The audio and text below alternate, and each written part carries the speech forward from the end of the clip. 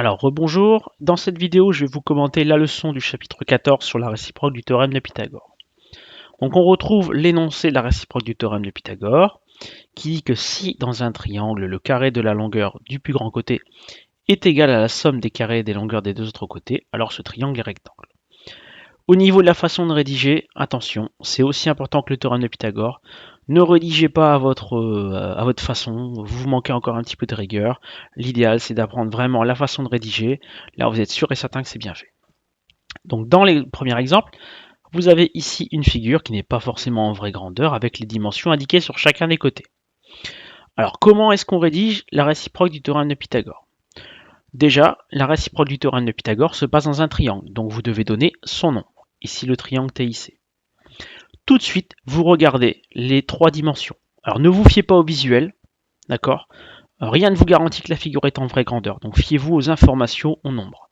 Là, la plus grande longueur, c'est 75 mm, donc c'est le côté IC. Vous devez dire quel est le plus grand côté. Un côté, c'est un segment, il y a des crochets. Très important ensuite, vous calculez les choses séparément. Ok, on va faire un premier calcul, puis après on va aller à la ligne, on va faire le deuxième. Très important de séparer les choses. Si vous ne le faites pas, ce que vous écrivez est faux. Alors, le premier calcul, vous allez prendre le plus grand côté, la plus grande longueur. Ici, c'est CI au carré. Donc, le plus grand côté au carré, ça fait 75 au carré. À la calculatrice, on trouve 5625. Surtout, ne mettez pas d'unité ici. D'accord? Il n'y a pas d'unité dans la réciproque du théorème de Pythagore. Une fois que c'est fait, vous prenez les deux autres côtés, TI et TC. Vous les élevez au carré, vous les additionnez. Ça vous donne 45 au carré plus 60 au carré. Important de détailler le calcul. 2025 plus 3600, ça vous donnera 5625. Vous avez donc deux valeurs. À vous de les comparer. Si les valeurs sont égales, il y a égalité et le triangle sera rectangle d'après la réciproque du théorème de Pythagore. S'il n'y a pas égalité, ce ne sera pas un triangle rectangle.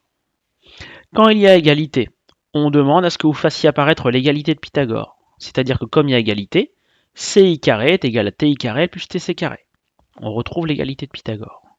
Ensuite, vous citez la réciproque du théorème de Pythagore, qui dit qu'en cas d'égalité, le triangle est rectangle. Donc votre triangle TIC sera rectangle en T. Comment on sait en quel point il est rectangle? Eh bien, comme c'est IC le plus grand côté, c'est lui qui est destiné à être l'hypoténuse. Donc l'angle droit est en face, c'est le point T, c'est-à-dire le point qui n'est pas à part, le point des trois points qui n'est pas dans le nom du segment qui est destiné à être le plus grand côté.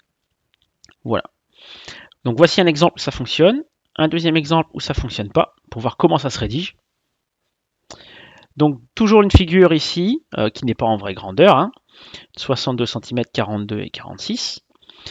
Ça commence à être rédigé pareil, on commence par citer le nom du triangle et le nom du plus grand côté. Donc ne vous fiez pas aux apparences, fiez-vous au nombre. Ici c'est JT le plus grand côté.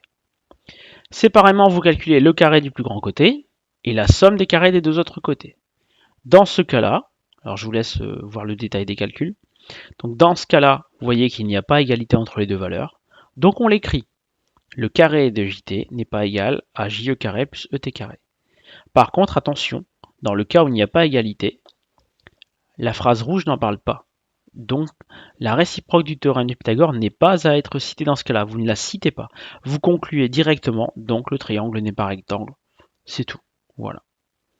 Donc surtout, potassez bien les façons de rédiger, prenez un brouillon, refaites les figures à main levée et essayez de rédiger des choses au mot près exactement comme ça, sans regarder en le faisant. Après, vous regardez pour comparer si vraiment vous êtes arrivé à bien rédiger les choses. Très important de bien maîtriser les rédactions. Sinon, quand on se reverra en classe, si vous ne maîtrisez pas les façons de rédiger, eh ben, on passera notre temps à travailler ça, on n'aura pas le temps de travailler les exercices de raisonnement. C'est cela que vous pouvez avoir en DS. D'accord? Donc c'est important de bien le faire. Allez, blague pour ceux qui ont eu la patience d'attendre jusqu'au bout. Que trouve-t-on à l'intérieur d'un nez bien propre? Eh bien des empreintes digitales. Voilà, bonne journée, à bientôt.